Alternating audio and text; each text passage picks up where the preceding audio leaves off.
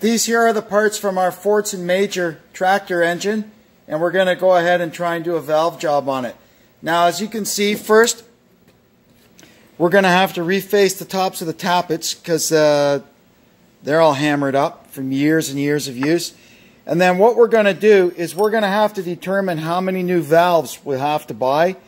Like this one is junk. You can see there there's hardly any margin left on it, and it's all eroded away on the edge. So what we're going to hope for is that out of these 8 valves, we can get 4 decent ones to use as intakes. Lucky for us, this is one of the very few engines in the world that the intake and the exhaust use the exact same valve. So hopefully we could find 4 decent ones that we can use for intakes, and I'll buy 4 new ones for the exhaust. So we've got the first tappet chucked up here. Now we can go ahead and do a little bit of grinding. So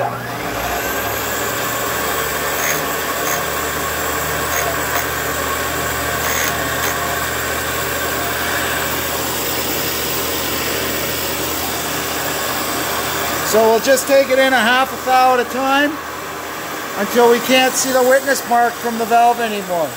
You can just see it a tiny bit. So we'll go and take on our micrometer here. I haven't got enough hands. Another half a thou or so, and we'll try that.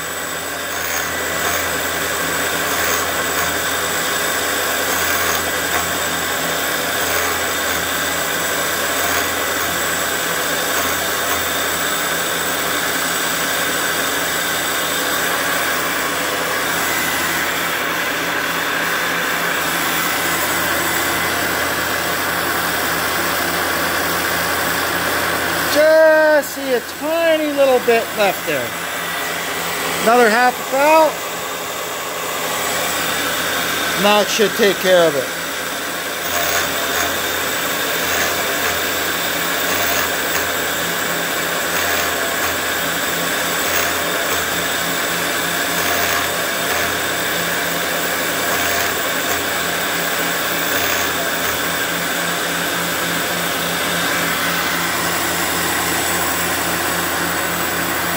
Perfect, and it's got a nice finish too. So we'll move on to the next one. Okay, so we've got our lifters refaced. 7 of them anyway. If you remember, one of them got broken. So we have to order one. We're going to wait on that to come. Now we're going to go ahead and cut the valves. Not all of these valves we're going to be able to save, but we're going to cut them and see what we come up with. I checked the book already. Where the heck does it say it? Oh, here. It says here, cut the valve at 44.5. So if you look at our machine here, it's graduated every 15 degrees. So there's 90, 75, 60, 45, and you can see on either side, somebody scribed these in, but that's good enough for me, 46 and 44. So we'll go in between there and get 44.5, and we can grind our valves.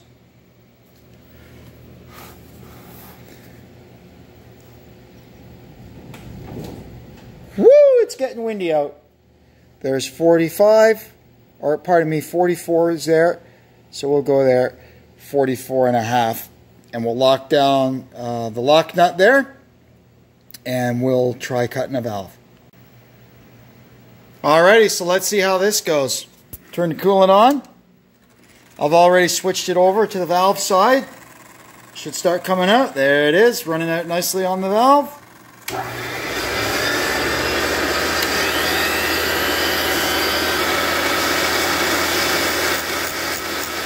There we go, you can just hear it.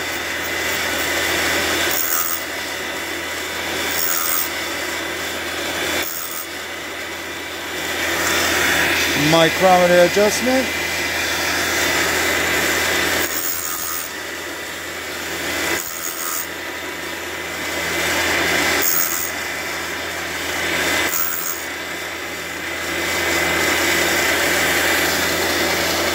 Give it another thou.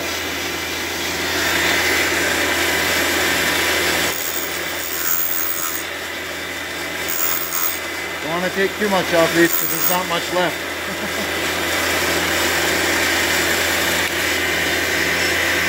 Okay, let's see what we got.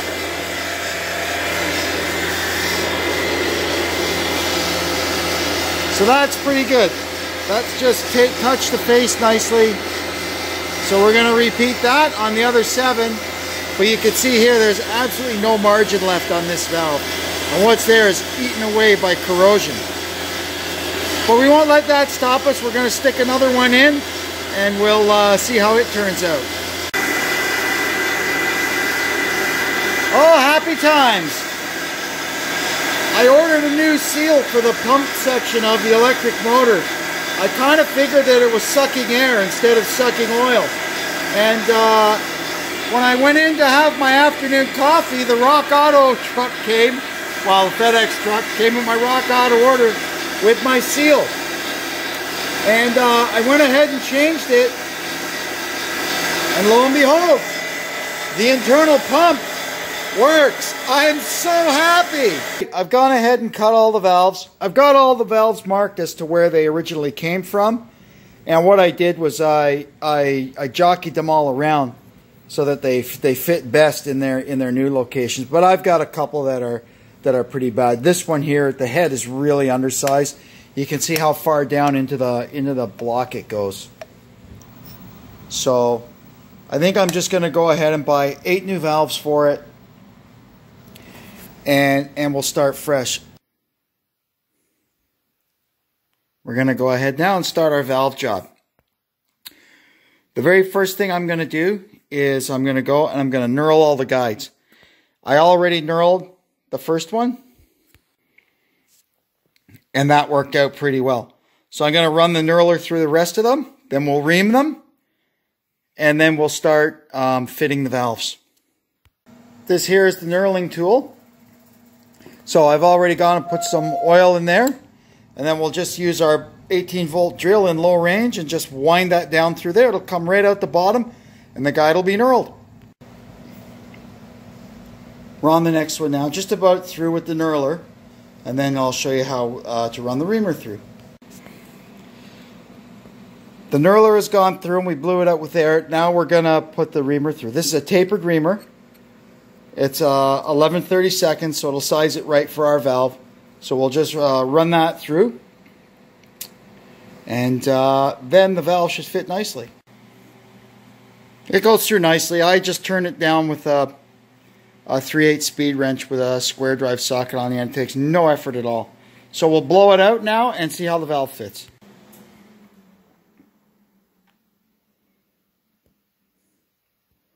Yep, that's super. Valve fits great. On to the next one. We've got one seemingly oversized valve that was in here when I first took it apart. So we can see how that fits in this hole. Let's have a go at it here. See, so this one actually sits higher than any of them. But what I can do is I could put this in the valve grinding machine and make it a tiny bit smaller, even though I don't think that'll be a problem at all. So I may end up using this valve. The rest of them are up. You want them up proud of the deck. That one, like I said, is also a tiny bit low, but it's nothing like this one here in number 1. So anyway, we'll see what we decide to do when we start cutting the seats. The stem seems to be okay. It's nice and tight in the guide. So, and ironically, this one was in this hole before. Although a brand new valve kind of fixed that one. Who knows what's happened to this engine in the 70 years that it's been around.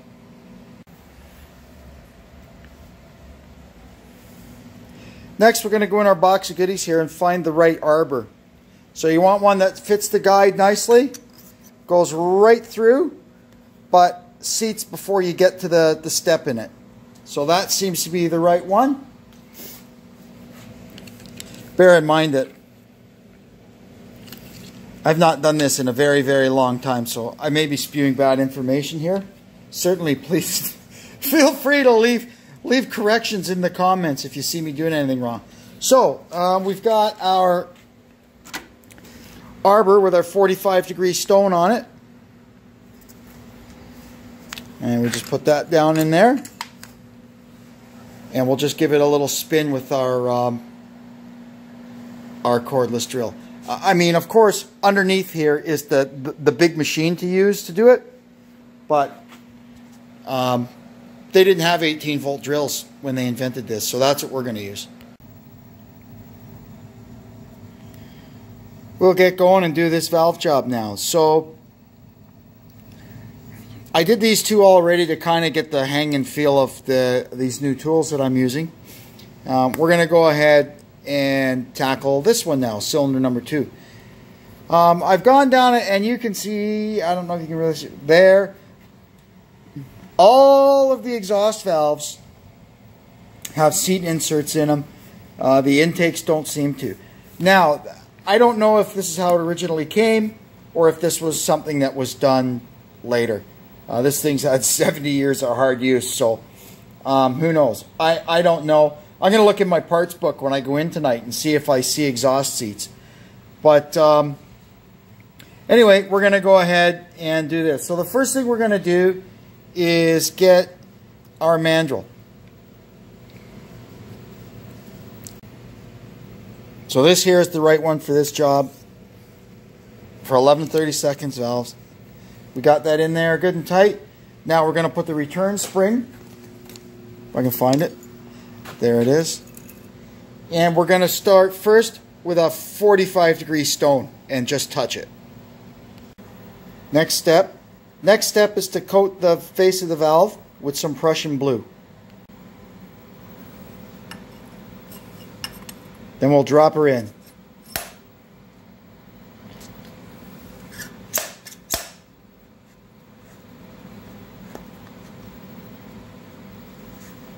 And see what it looks like.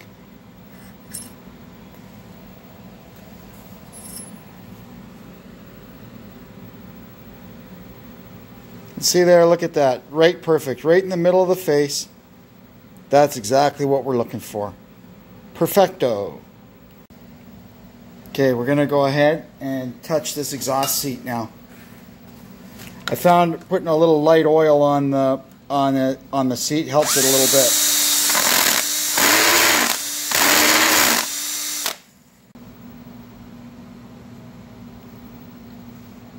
That one's pretty good too. Perfect. Focus, there we go. All right, there's the last one. Nice. So, next step is to lap them in. We're going to put some lapping compound on the face of the valve. Then we put it in its hole. Then I'm not sure if this thing will work or not. It doesn't exactly have the right cup on it, but we'll try. So basically, you turn the handle there and it jiggles the valve back and forth. If it doesn't work, I'll have to do it by hand. I'll be back in a sec. Yeah, and then when you're done, it's all polished up and it's seated in and it's ready to go. We'll do the other 6 now. All in all, that went pretty well. I think anyway. Now I'm sure, please, everybody watching, if I did anything wrong or you know more about this than me, please let me know what I did wrong or how I could do it better next time.